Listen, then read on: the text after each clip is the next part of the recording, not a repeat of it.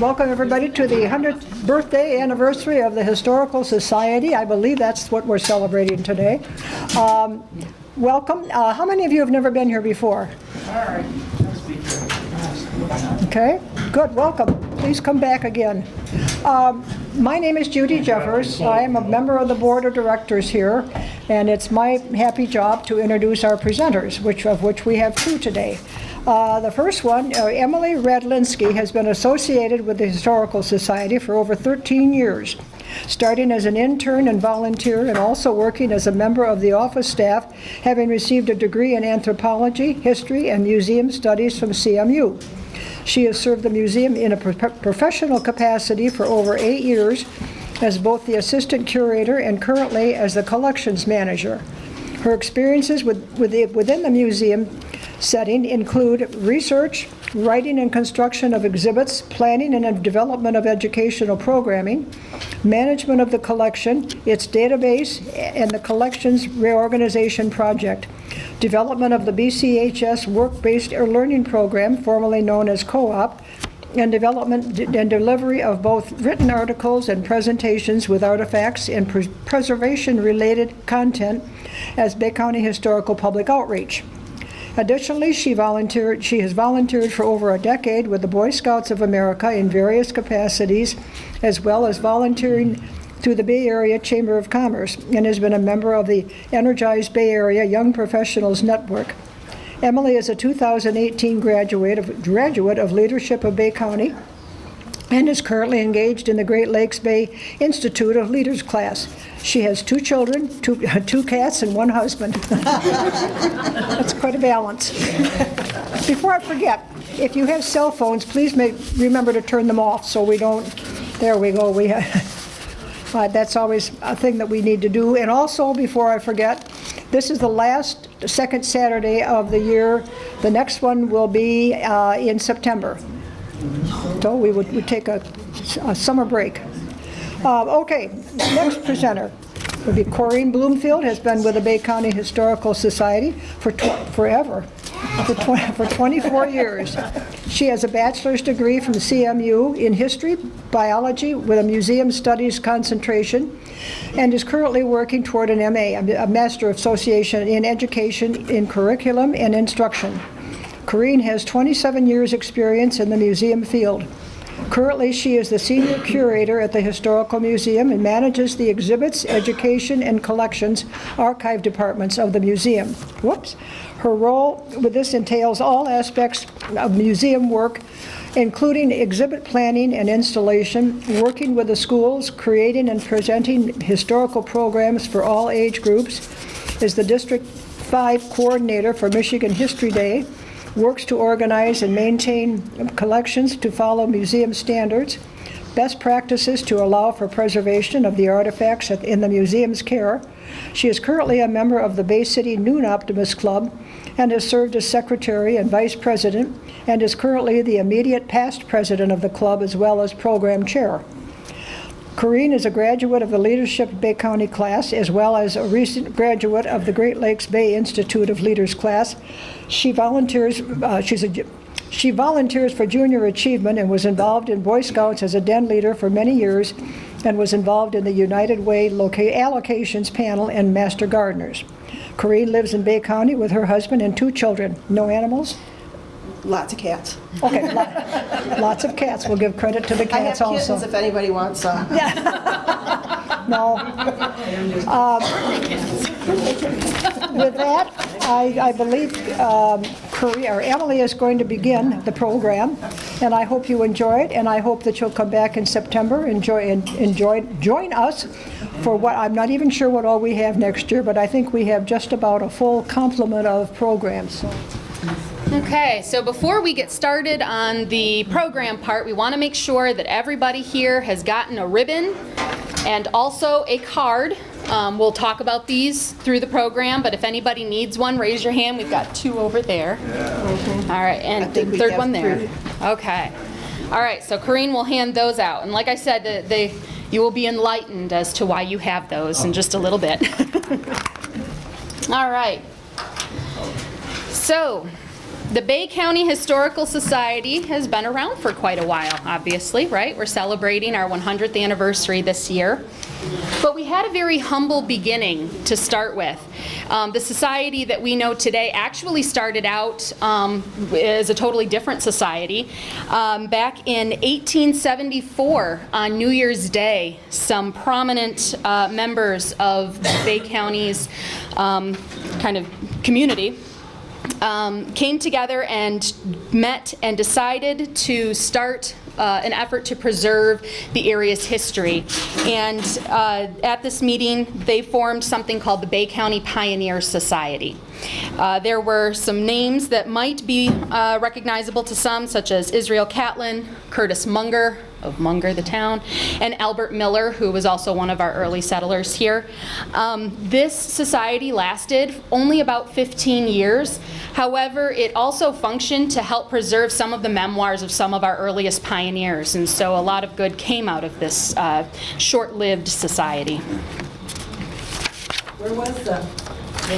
Sorry, that is the Fraser House Hotel, which was located where the planetarium is today. So the Fraser House Hotel burned, unfortunately, and after that was built the Winona Hotel, and the Winona Hotel burned down as well, and now we have the planetarium there, which I believe is built out of pretty much anything but wood.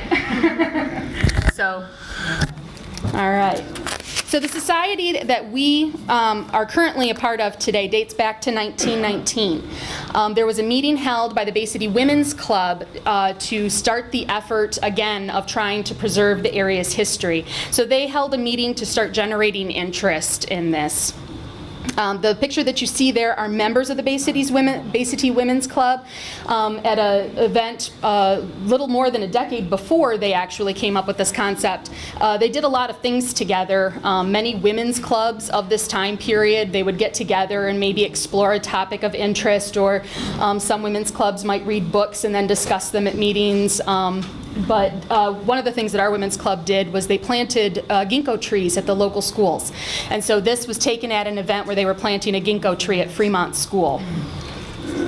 With that start 100 years ago, the society began its dedication to preserving and telling the story of Bay County's history. We know that in its early years, the society offered a lot of lectures and discussions on historical topics. In fact, they filled almost every meeting that they had. There were several that would be presented or discussed at each meeting. But another thing that they liked to do was hold pioneer picnics. And this image is also upstairs in our newest gallery. It's kind of fun to take a look at it. It's blown up to about 4 feet wide. One of our favorite things to do is to blow up pictures, because it's so interesting, the things that you start to notice when you take those small images and just really make them huge.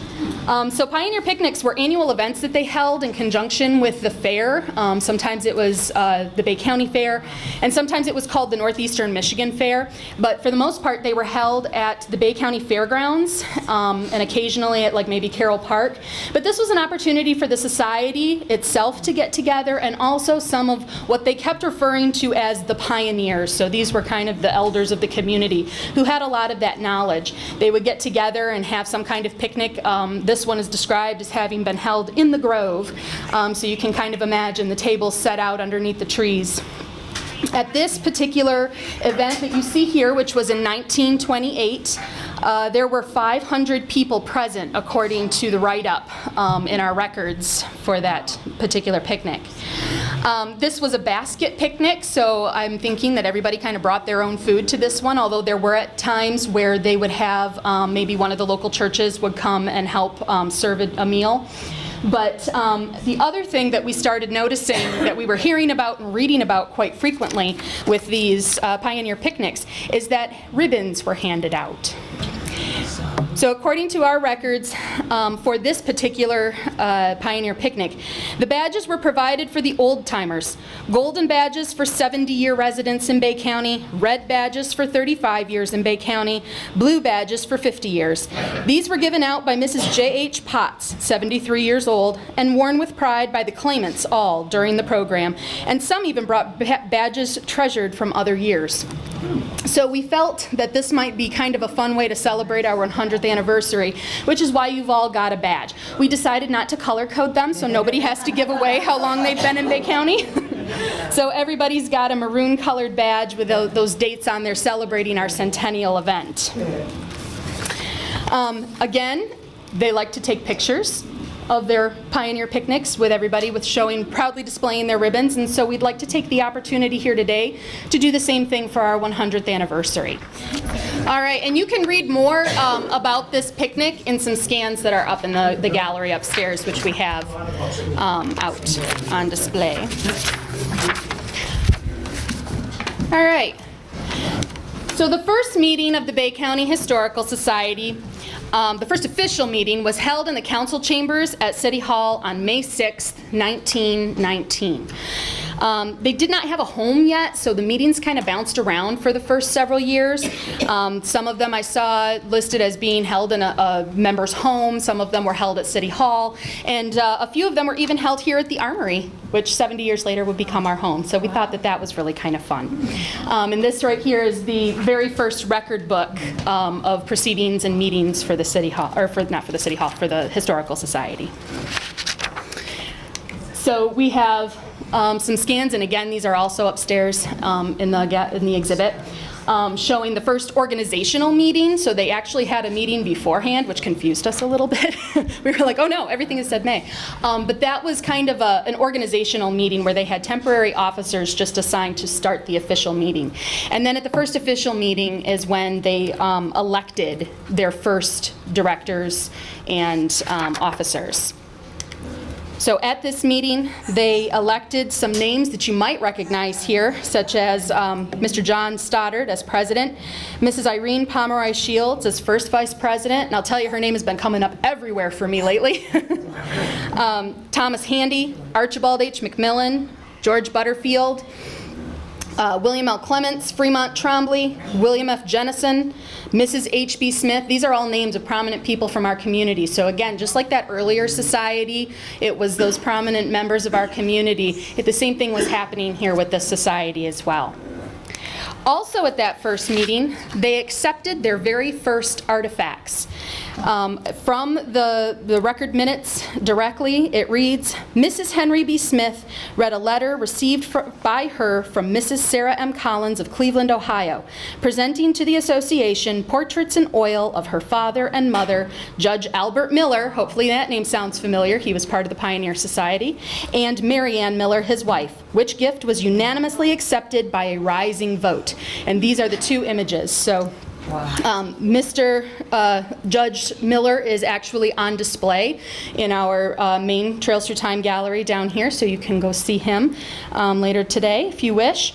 And not having a home, they didn't really have a single place yet to start storing things. Many of the artifacts were actually stored at City Hall for a little while because, again, there was no home for the society quite yet. Our first home of a sort came in 1923 at Central High School. George E. Butterfield, who was very prominent early in the society, and actually for most of his life he was highly involved in the society. He was a teacher at Central High School, and additionally was the dean of the junior college, the Bay City Junior College, which was up on the 3rd floor of Bay City, or of Bay City Central High School. And so there were some cases that had been purchased for the society to put out artifacts in, and those cases resided up on the 3rd floor. Butterfield was the one who kind of kept track of those cases and filled them. Both he and his son Ira were heavily involved in the society. These are, this is a picture of those cases. This is not at Central High School. This is actually at a later location that we had. But those are the cases that were provided that held some of the first displays that came from the Historical Society. And on the right there, that's George Butterfield himself. Our research library, the Butterfield Memorial Research Library, was dedicated both to George and his son Ira in 1995 as a part of kind of honoring them for all of the contributions that they had made to our society. All right, with that, I'm going to turn it over to Corrine for the next few years. Okay, so after Central High School and the need to have additional storage space, there were some attempts throughout the community to find, different places to be able to hold society functions and to be able to store the artifacts. And so in 1934, the county building was being constructed, and Judge Houghton was working to allocate some space inside of that building for the newly constructed building, or the to-be-constructed building. So do any of you remember the museum at the Bay County building? Yep. We have a lot of people that come in and remember that space. So this space was going to allow for exhibits. It was going to allow for storage and work area. And this would become the museum's home for about the next 34 years. And so here we have some images as to what that space actually looked like. You can see everything was basically out as a means of storage. And on the bottom here, to the right, we have Betty Sporman. She was one of the first curators with the society. And interestingly, we had a school group in the other day, and we have one of these images put up as you exit the main hall here. And she said, "Oh, my grandmother used to work at the museum." And I said, "Oh, really?" I said, "Who was she?" And she said, "Well, Betty Sporman." And so she was here as a chaperone for her daughter for a school group. So it was really kind of neat. So we chatted for a bit. She looked just like her. So that was really kind of fun to see and to have that kind of communication and that tie back to our organization. What floor in the county building were they on? Third or fourth? Second. Second floor? For some reason, I always thought it was a fourth floor, but I remembered reading something differently. So yes, so the second floor. Okay. All right, so the problem was that as the society continued to grow and our community continued to grow, that the court system was starting to need more space. And so the society was asked to move, to find a new location. And so they looked at several different areas throughout the community. As we were going through some of the records and things for this, they were looking at other historic buildings that were in the community, but determined that they needed too much work, that maybe they weren't going to be big enough, they didn't have adequate parking. So really some very forward-thinking folks as to what kind of needs the society was going to have in the near future. So a house became available on Center Avenue. It was called the Diebel House. And in the 1960s into the 70s, we were asked, that's actually where we moved into. And in 1970, the board and the director decided to change the name to the Museum of the Great Lakes. The idea behind that was to give us a broader focus, allow us to bring in artifacts from a more regional area.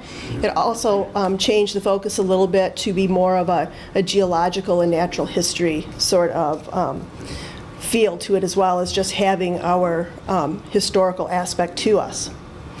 So this new museum operated for many years, and you can see this is the Diebel House. I'm sure most of you remember the Diebel House, or at least familiar with this location. So it's at 1700 Center Avenue. Is it still there? Yes, the house is still there. It was a church for a while after we moved out, and I'm not sure at this point what it is. I was going to check. Random down, it still says it's us. Okay. So this is one of the, an example of one of the exhibits that were at the Diebel House. And this was a temporary exhibit. It was called the Curator's Choice. And if you will notice, all the artifacts are just kind of out.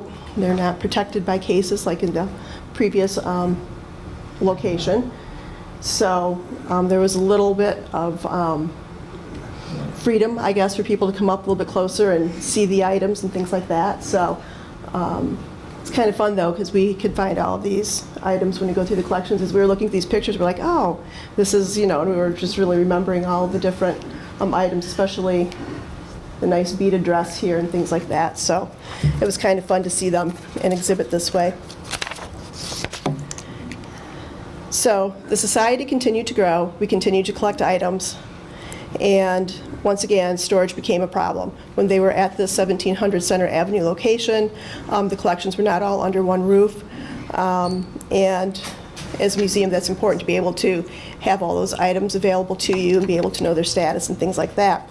So they decided to start looking for a new location, something that we could put all of our collections in one area, have room for programming, have room for exhibits, have room for, staff offices and things like that.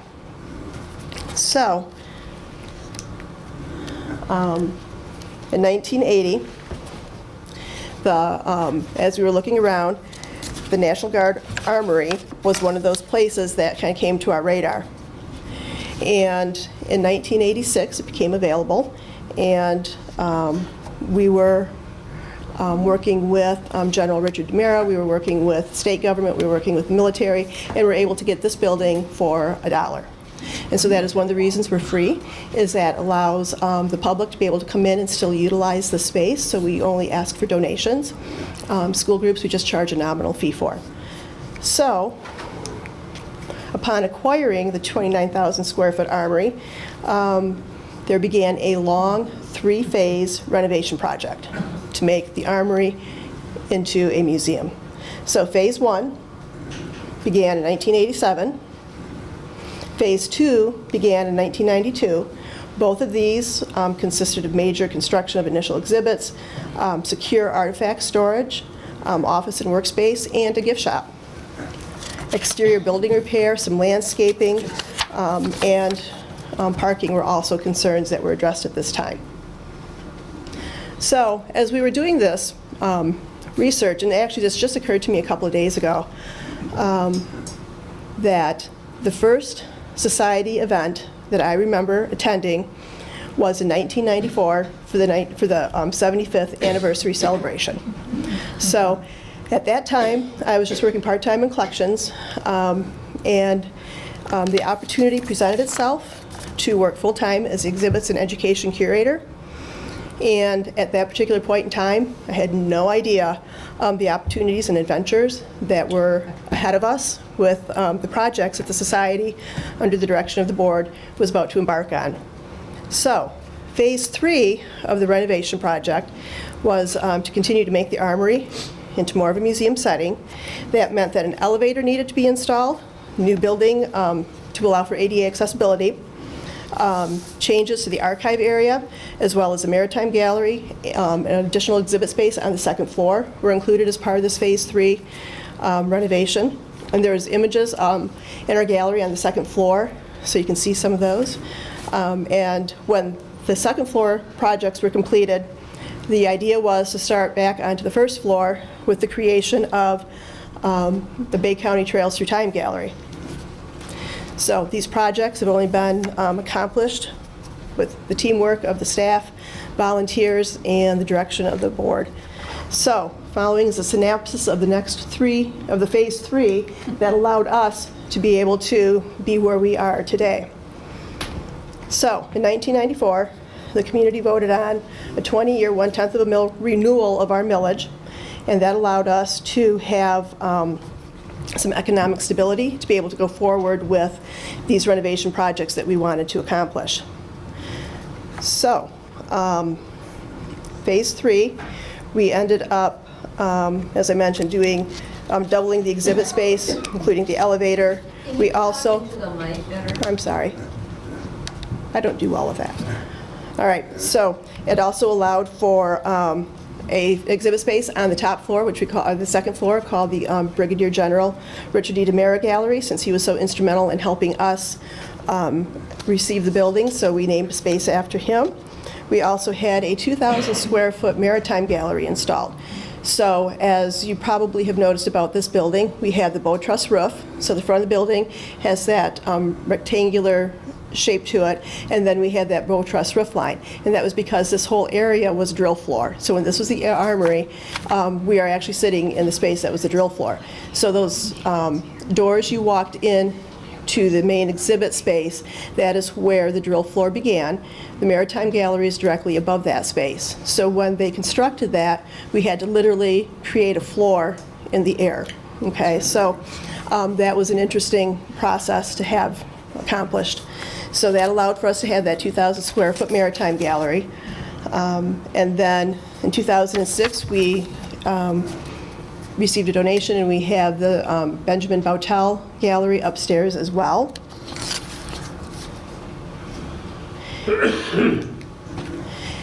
In 2000, we began updates to the main floor, which included, so this is our,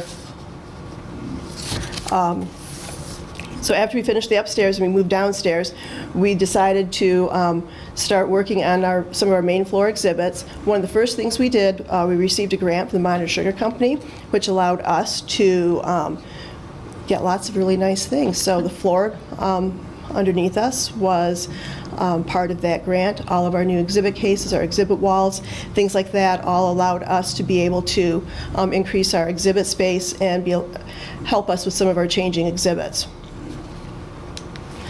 So, I don't know if any of you remember the Monitor Sugar exhibit that we had here. That was a pretty cool exhibit.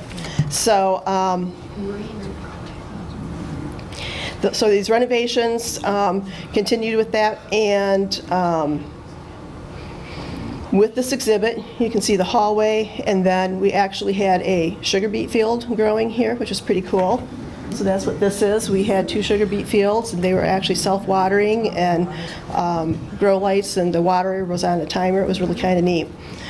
So we received for this exhibit an award from the American Association of State and Local History, which is a national organization. So we received an award for general excellence for this exhibit and for our museum in general, which was a very prestigious thing. So we were always very proud of that. In 2005, we opened the Bay County Trails Through Time Gallery, which is just adjacent to this space over here. So after the program, if you haven't been through there, please take a few minutes and explore that space.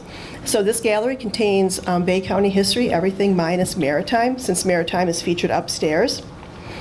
In 2006, we had the Michigan Museum Association came in and evaluated us, and we received an Institutional Achievement Award for that gallery. So that was kind of neat, having just opened that and receiving that award. And so here's some images of that from the opening. And then in 2008, we opened the Robert and Ann Hatchell Theater.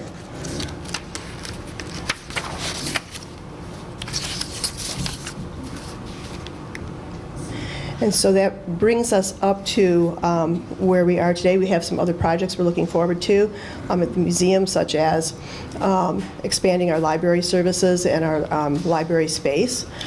We are always continually updating and doing exhibits, such as the contemporary one we have upstairs that we're inviting you to visit after the program, that contains some of the information that we have shared with you today, plus some other information as well. The museum provides lots of services and events. Many of you are familiar with River of Time, which is a committee of very dedicated volunteers that puts on that event. For years, we had Tour of Homes. Judy, I know, was the chair of that for a very long time, so that was a very popular event. We have educational programs, which include schools, scout groups, adult groups.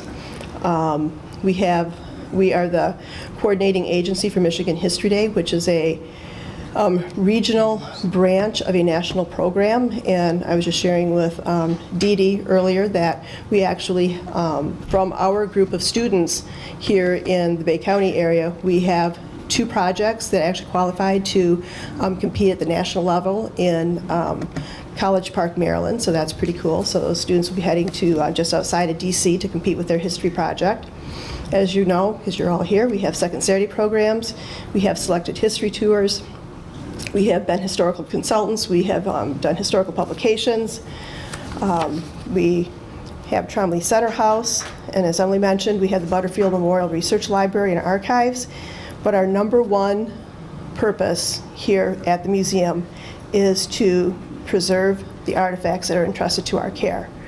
Without these artifacts, we wouldn't be a museum, and there really wouldn't be much need for us to be here today sharing this information. So it is through the use of these artifacts that we are able to not only learn about our history, but to share that history with others.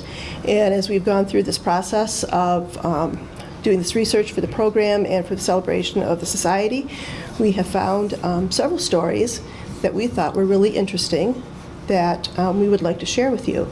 And so with that, Emily is going to share some of these stories with you.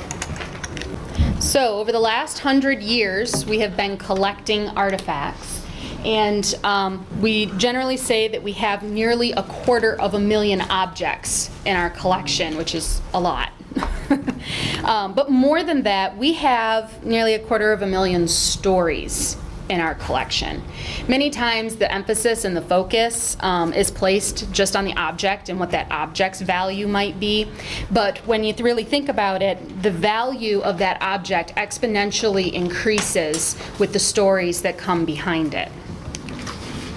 A few of the items that we have in our upstairs gallery that Corrine just mentioned are on display, but I wanted to mention just kind of a few things that we also have. So, you know, when we talk about this objects versus what their stories are, a piece of wooden furniture with its story becomes a remnant of the 3rd Street Bridge. Images of rivers and harbors and trees become a record of a local businessman traveling to check on his timber interests in Canada. A random box of images that were abandoned in a house becomes a record of a young woman's summers spent at that same Bayside cabin. And then we also learned that her grandfather, who was an early Bay City police captain, was also a graduate of one of the first classes of the FBI, which had just recently been created by J. Edgar Hoover.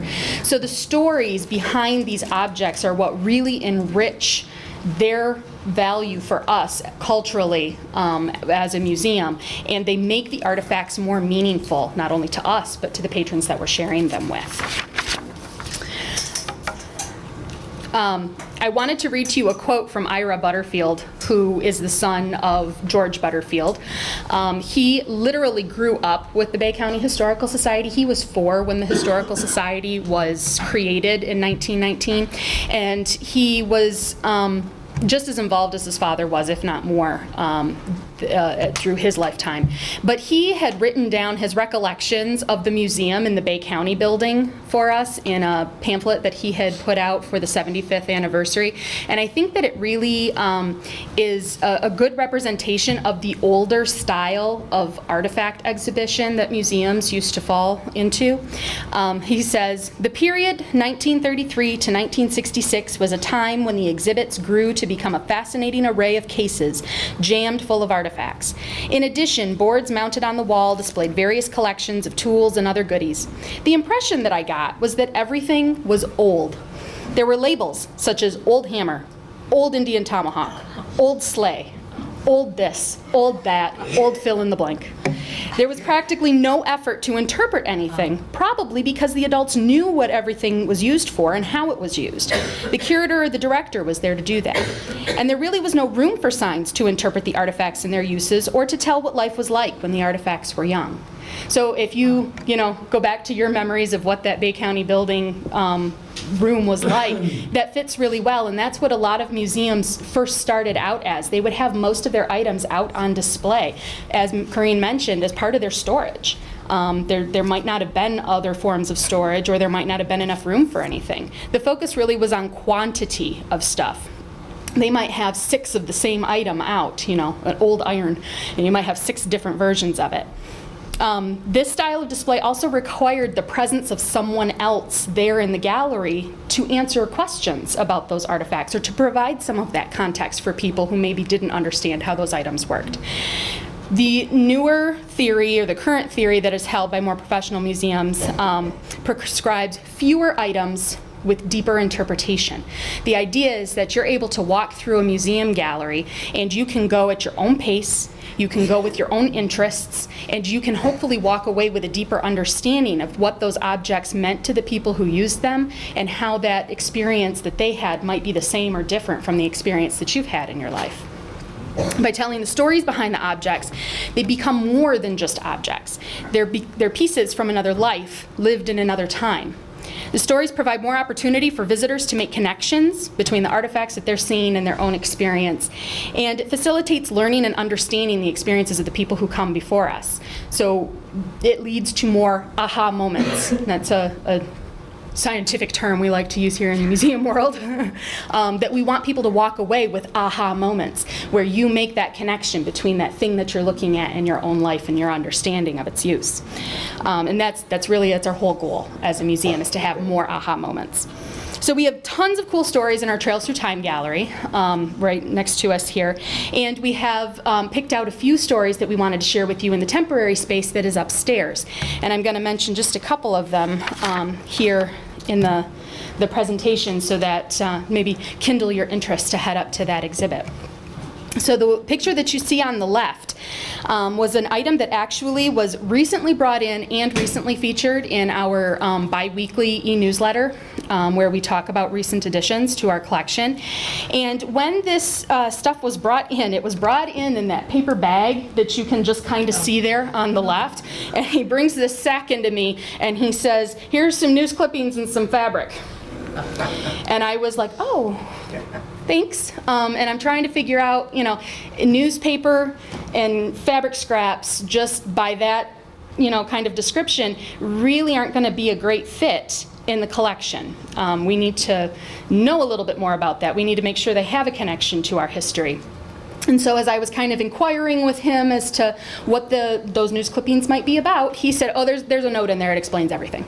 They came from his wife. And so I read the note, and as soon as I read this short little note, it took just 20 seconds for this bag of newspaper clippings and fabric scraps to become a whole little story encapsulated in itself that made me say that, yes, absolutely, we want this in our collection. The newspaper clippings were actually copies of patterns. The woman who was donating these items had found them in her parents' home, and said that in her note, she explained how back in the 1930s and 40s in rural Bay County, a lot of the farm families didn't have the money to go out and buy patterns, but you had a lot of kids who needed a lot of clothes. And so what they would do is on Sunday after church, they would get together and everybody would bring their patterns, and they would copy the patterns on the newsprint, so that our family was sharing our patterns with your family, and their family was sharing with the next family.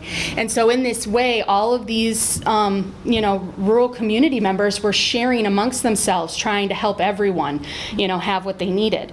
And the fabric scraps were actually bundles that were put together. Once they would make a piece of clothing, they would take all of the extra fabric from that clothing and the ribbon scraps and all of that and bundle it all together, so that, as children do, they get stains or tears in their clothing, they had that fabric right there to patch it up. Or if it was being passed on to someone and it needed to be shortened up or lengthened out, they'd have all of those items right there just to help make those pieces last longer.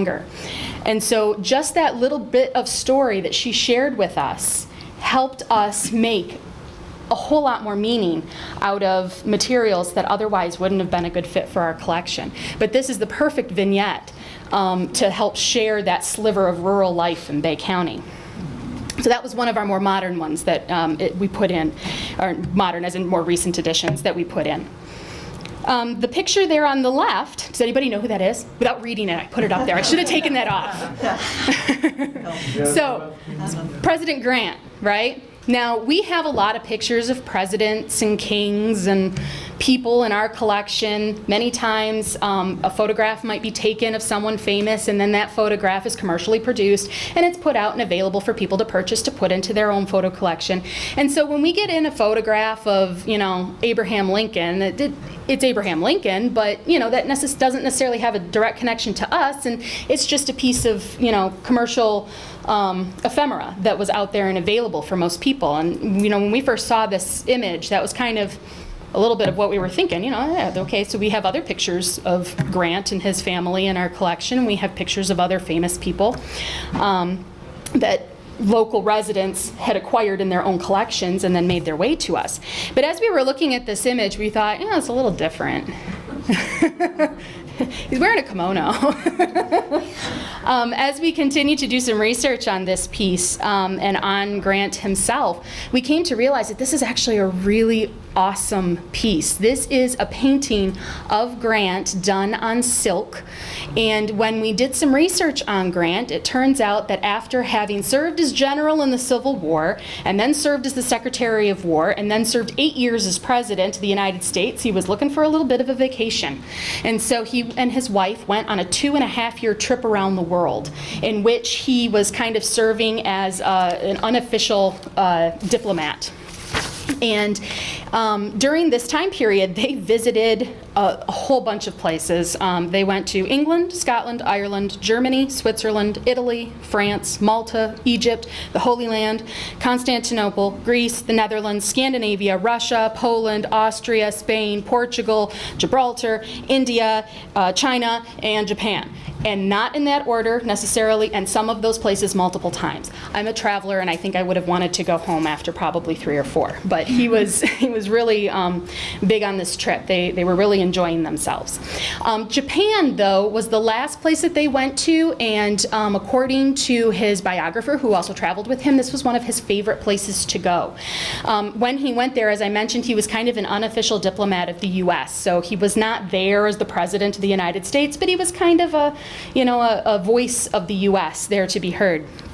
And he met with the man who had just, within the last 10 years, become the first emperor of Japan after their own civil war had occurred, in which the samurai style of governance for that country gave way to an imperial government. And he actually talked through some diplomatic issues with the emperor, and really this visit of Grant to Japan at this time period is actually often talked about and often cited in Japanese history of this Meiji time period. It is quite possible that this painting was actually a souvenir of this trip while he was in Japan, and that it would have been something that he owned. And according to some donation information in a newspaper article that we found about it, there was a connection between Grant and someone local here in our community, a close enough connection that it's possible that this print could have been given to that person as a gift. They had a close enough connection. And so that might be how we ended up with this print here in our collection. We also have a matching print of his wife as well. Now, the sad thing about Grant is that this painting is on silk. One of the other things that we did in our gallery upstairs is we wanted to share with our visitors how we work to preserve some of these items and some of the things that we kind of have to deal with and work around when we're talking about preservation. And so if you go up there, you can read a little bit more on it. But silk is a really difficult material to preserve. It loses its strength in a very short period of time, especially when it's exposed to sunlight. And so Grant is in a very delicate condition. So for the first little while here, we do have the actual Grant painting up on display. But for his preservation, as part of our trying to follow best practices, we're going to be removing him from the exhibit in a short period of time. So go up there now to see the actual piece. But what we are going to be doing to still make him available to our visitors is we have had a high quality photograph taken of him, and we are going to be printing it out onto a fabric panel, very similar to what you see over here on your left. So if anybody was here to hear about, she came and did a second Saturday, right? If anybody was here to hear Joanne Beckhelder talk about the tapestry here was over at City Hall. This is a life-size image of the tapestry, and so because of the style and the material of the tapestry is made out of, and all of the things that we would have to do in order to put up that original piece, it would be very difficult for us to have that up there in a way that would continue to preserve that material. We put up a high quality photo of it. So we're going to be doing the same thing here with Grant up in our temporary gallery. You can also see the same technique that we used in the Trails Through Time gallery with a very large flag that's hanging up above the ambulance. So this is another way that we can help share our artifacts with our patrons and with our community while still keeping the preservation of the artifact as our top priority. And then there were some stories that we just couldn't fit into our gallery. This is one that has always piqued my interest. And this is a photograph of the sister of a man named Otto Lentz, who owned a shoe store here in Bay City, Otto had two sisters who were both quite ill and required wheelchairs. And after Otto passed away, his estate gave several items to the museum, including this photograph of his sister in her wheelchair, as well as her wheelchair. And so when we see that wheelchair, and we know of this photograph, that just, again, it kind of connects that additional story. It makes it a little bit more real. It's not just a wheelchair. It's the wheelchair that she sat in. It's the wheelchair that she lived probably much of her life in. So unfortunately, we couldn't present all of the stories that we had in our collection that we thought were very interesting. And so one of the ways that we're going to share more of those stories is through a publication that is going to be coming out. We expect either the end of the summer or maybe in the fall. We don't have an official title for it yet, but right now we're just kind of referring to it as our Curator's Favorites. We're in honor of our 100th anniversary, we're going to be sharing 100 stories in a book format for people to be able to see and read and maybe get just as excited as we get about them. So if you are interested in being contacted when that book does come out, we have a contact list that you can sign up on outside at the front near the door. Just Logan is out there, so tell Logan you need your name on that list and he'll make sure that it gets there so that you are sure to get notified when that publication comes out. All right, and with that, I will turn it back over to Corrine for another project we have going here. Okay. Having a 100th birthday is really quite an auspicious occasion, and so we wanted to make sure that we were celebrating with appropriate pomp and circumstance. And so one of the things that we wanted to do, aside from the book and the exhibit that talked about some of these stories that Emily just shared with you, we wanted to create a time capsule. And the inspiration for that was the JFK time capsule that you may remember us having opened back in 2015. Sorry. So what we are going to do is we have some items we've been collecting, and so we'll be kind of ceremonially placing those in the time capsule today, and we are going to continue to collect items for that time capsule throughout the end of the year, since this whole year is a reflection of the society and the times we're living in. So we didn't want to just include the first 4 months and 11 days of the year, so we want to make sure that we carry this out through the end of December. So some of the items that are going to be included in the time capsule: we have letters for tomorrow, which I'll talk about in a moment. We have visitor cards, which you were, like the ones you were given today.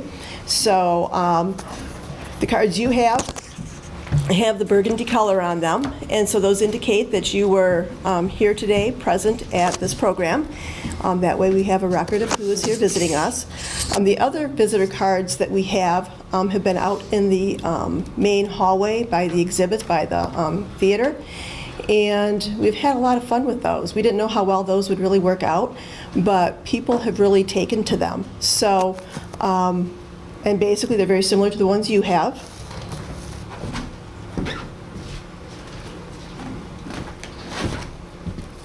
And we've received, I haven't counted them, but there's got to be over 100 of them since we put them out in January.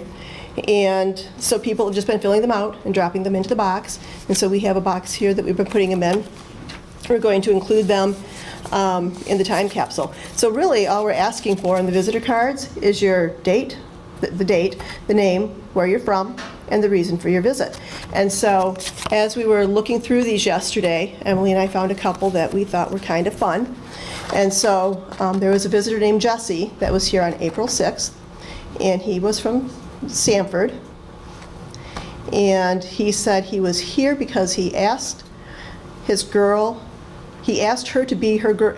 Wow, asked her to be my girl today, and she said yes! Exclamation mark! Exclamation mark! Exclamation mark! Heart. So, kind of interesting. And then we had this one. I think was my favorite, and actually, when Emily and I read it, we both kind of got a little teary. So this was written by, and actually the person changed the heading for us. And so it says, Bay County Historical Society for the People of the Future. And so this was just recently put in this month. And she said her reason for the visit, and she was from Clare, was she was driving around on a nice day with my grandparents. And then if you flip it over, she said, "It is May 4th. Our current president is Donald Trump. We have 50 states. Climate change is a big problem. I hope we get that figured out in the future. I am 13 writing this. I will be 63 when this is opened." And then she signed her name to it, which is interesting because the letters that I'm going to talk about in just a moment, we have another, one of the letters that we have opened from the time capsule, that JFK time peace time capsule, was also written by a 13-year-old girl. And it's just really neat because the last line that she wrote is, "When you think of this, say a little prayer for me." So it's kind of neat. So again, those are the important parts of our history that sometimes get missed. Again, it's that storytelling that becomes so important. So some of the things we're excuse me, going to be adding, we have letters for tomorrow, which I'll be talking about. We have some thank you notes from students who have visited. We have copies of the awards that I mentioned from our exhibits. We have a plate, which we have a lot of those plates. So I hear some of you chuckling, you know about the plates, and that's kind of why we're putting them in there, because it's kind of fun. When we opened the JFK time capsule, there were a lot of plates. So They were feeling the same way in 1960. yeah, so we're just going to kind of tag those of the future with the plate. And then we have things we're going to be adding, like our newsletters, annual reports, things like that. And we've also reached out to the community and other organizations in the community for those sorts of ephemera. So one of the things with time capsules is they are generally planned and put together to share specific information about a specific time period, cultural characteristics and such.